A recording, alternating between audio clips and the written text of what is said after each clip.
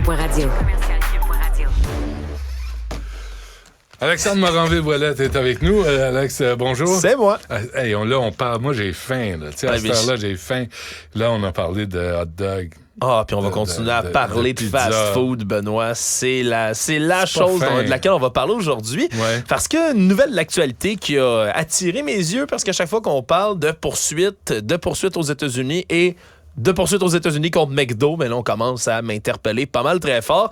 À San Francisco, en ce moment, un McDo qui se fait poursuivre parce qu'une femme, là, dans la 80aine, là, elle est âgée, madame, aurait reçu des brûlures sévères après qu'on lui a donné une tasse de café au service au volant, mais qui n'était pas complètement fermé, semble-t-il. Puis ça, c'est quelque chose qu'on est obligé. Hein? Ça paraît pas, mais dans les fast-foods, quand vous remettez une boisson, un breuvage, particulièrement s'il est chaud, c'est le travail de l'employé en dedans de s'assurer qu'on a bien fermé le couvercle au-dessus de tout ça. Semble-t-il là, qu'elle a souffert des brûlures très importantes sur son corps. Et là, elle est restée, puis c'est ça qui me fait sourciller un tout petit peu, mais elle serait restée au-dessus d'une heure dans le McDonald's. Après ça, en ayant été brûlée, elle aurait tenté d'interpeller jusqu'à 3 employés différents, les managers sur place qui, selon la poursuite, n'auraient rien fait pour l'aider, madame, qui aurait fini par partir par ses propres moyens en ambulance. Ouais, mais là... En ambulance? Ouais, par la suite, elle serait rentrée jusqu'à l'hôpital là, avec le reste des moyens. Où est-ce qu'elle s'est brûlée sur le corps? Semble-t-il que c'est dans l'entrejambe. La section de l'entrejambe, Benoît, aurait souffert toutes sortes de brûlures, particulièrement. Là, on s'imagine bien, t'es au volant, tu reçois ça, puis pouf, c'est brûlant sur toi. Puis surtout, pourquoi c'est intéressant, puis ça nous interpelle, c'est que c'est une poursuite comme ça pour un café brûlant pour McDo. C'est pas la première fois, puis un procès qui est absolument historique, qui est passé à l'histoire contre McDo. C'est celui en 1992 de Stella Liebeck, une femme de 79 ans, encore une fois dans le même état d'esprit, qui, elle, a souffert des brûlures au 3e degré en ayant reçu un café comme ça qui était beaucoup trop chaud au Nouveau-Mexique. Et après ça, ça a causé, encore une fois, là, dans l'entrejambe, des brûlures sévères, ça a laissé des cicatrices, elle a nécessité même des greffes de peau. Là. On parle pas d'une petite brûlure, vraiment, et ça fait évidemment toller tout ce dossier-là en cours, parce qu'après ça, elle aurait demandé quelque chose comme 20 000 $ pour couvrir tout ce qui est dépenses médicales. McDo lui aurait offert 800 $, et là, elle l'aurait poursuivi par la suite. Puis c'est tout un cas, là. Elle aurait reçu, de par le jury, 2,7 millions de dollars de dommages punitifs par la suite. Après ça, on a transformé cet argent-là en 480 000 $ du côté d'un autre juge. Et finalement, ils se sont entendus, McDo et Mme Liebeck, pour un montant confidentiel. Depuis ce temps-là, on ne saura jamais exactement combien elle a reçu. 152? Ouais, ça se pourrait que ce soit là, quand même quelques dollars au-dessus d'1 million. On peut s'en douter quand même. Mais ce qui est important de noter aussi, c'est que c'est passé à l'histoire, c'est qu'on a dû aller calculer la température des cafés un peu partout dans les franchises McDonald's pour voir à quel point ça pouvait être vrai tout ça. Puis là, on parle en degrés Fahrenheit, on est aux États-Unis bien évidemment, mais son café, le jury a découvert que dans cette franchise-là, il était au moins 40 degrés Fahrenheit de plus la température de ce café-là que ceux des autres endroits. Ceux qui avaient envie 40, de se brûler. Ben non, ça se 40 peut pas. degrés, ça a de l'air. Là, ben non, ça se peut pas. 40 degrés de plus que les autres cafés. Oui, nearly 40 degrees hotter than other coffees. C'est ce qu'on a rapporté à l'époque, là, selon le musée américain Tort Law, qui compile ce genre de dossier-là. Donc, c'était extrêmement chaud, là, brûlant. Ben c'est ce qui avait fait que madame s'était brûlée à l'époque. Mais c'est pas les seules poursuites contre McDo, Benoît. Puis il y en a qui sont absolument ahurissantes, d'autres un peu plus farfelues. Plus tôt, cette année, au mois de juillet, une famille de Floride, une petite fille de 4 ans, se sont fait remettre par le tribunal 800 000 $ après que la jeune cocotte de 4 ans, qui est autiste en plus, ait reçu sur elle une croquette bouillante, Benoît, bouillante, qui a laissé des brûlures au 2e degré, semble-t-il, sur sa cuisse.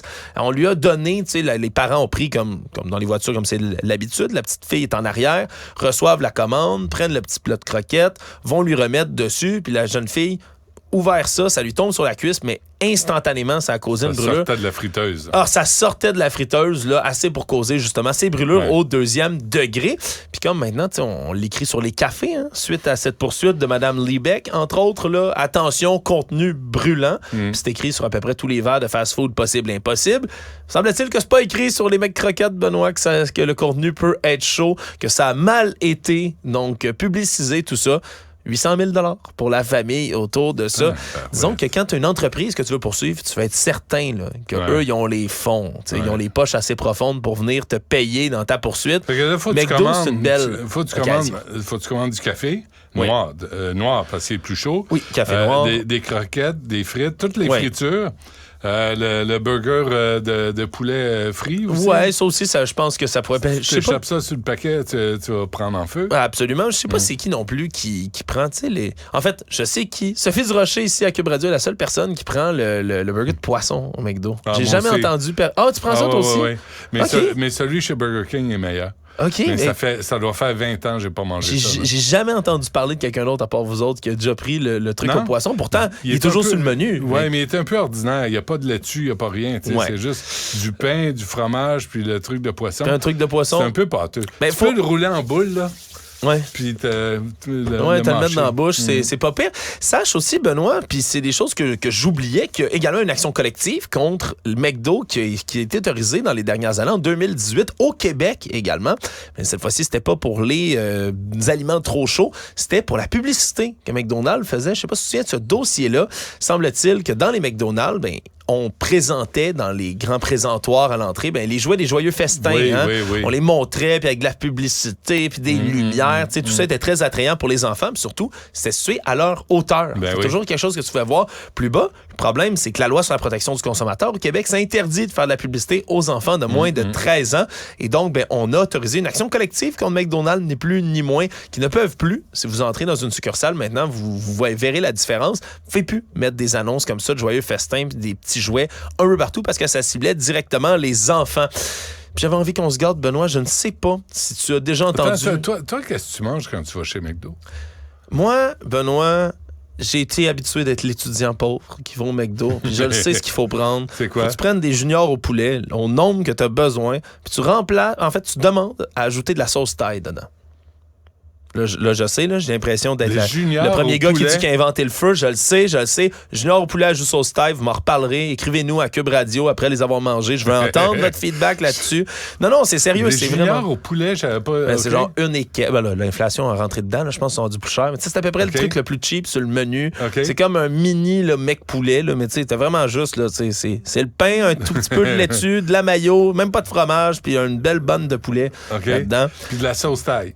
Puis là, t'ajoutes la sauce thaï. Ils vont peut-être te charger, je sais pas, 10 cents, mettre de la sauce thaï dedans. Faites-le. C'est important de demander s'ils ont de la sauce thaï. Des fois, ils en ont pas. Mais là, ça rend, là, c'est le secret. Le secret est dans la sauce, comme disent certains. C'est un freak total. Ah ouais, je suis un déviant, tout croche. Mais c'est ça que tu mangeais tout le temps? Jamais de... Ben, je sais pas. Pas le trio Big Mac pour que ça aille plus vite? Un trio Big Mac? Non. Je suis pas un fan du trio Big Mac. Quand je vais au McDo, c'est toujours des commandes comme ça un peu... compliquées, pour retarder tout le monde. Ah ouais, juste pour être un tannant. C'est exactement ça que je fais. Non, je n'ai jamais été fan des grands trios McDo, mais en fait, je pense que je suis saturé parce que je veux pas nommer ni l'endroit, ni les gens qui y travaillaient, mais j'ai eu beaucoup d'amis qui travaillaient chez McDonald's, des fois qui étaient des patrons aussi chez McDonald's, des chefs de corps, comme on les appelle.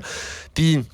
Encore une fois, s'ils nous écoutent, on les salue sans que je les nomme. Mais on passait des fois à commande de l'auto, puis le code, c'était de prendre 2 chaussons aux pommes. Puis là, on recevait un gros sac. Puis ils disaient, ça, c'est 2 chaussons aux pommes, ça va faire $2. C'est vrai? Ouais, mais c'était tout le stock qu'elle achetait. Évidemment, ils n'ont pas le droit de faire ça, mais on recevait souvent tout le temps. On dirait que j'ai fait le tour du menu, McDo. Ils jettent beaucoup d'affaires. Ils jettent beaucoup d'affaires. Qui sont encore bonnes, malheureusement, puis ils ne peuvent pas les donner. Du McDo, c'est bon, quoi, à 122 ans à peu près, là? Enterré ça dans un dépotoir, là? Exact. Moi, j'avais vu un documentaire, écoute, il y a longtemps, il avait fait une carotte dans un dépotoir, puis il avait sorti une saucisse hot dog qui remontait aux années 50. Ah, quelle horreur! Puis elle était encore intacte. Oh non! Ah non, ça m'avait frappé, mais ça t'enlève pas le goût de manger des saucisses hot dog. Il n'y a rien dans la vie qui t'enlève le goût de manger une saucisse hot dog, même si on sait que c'est...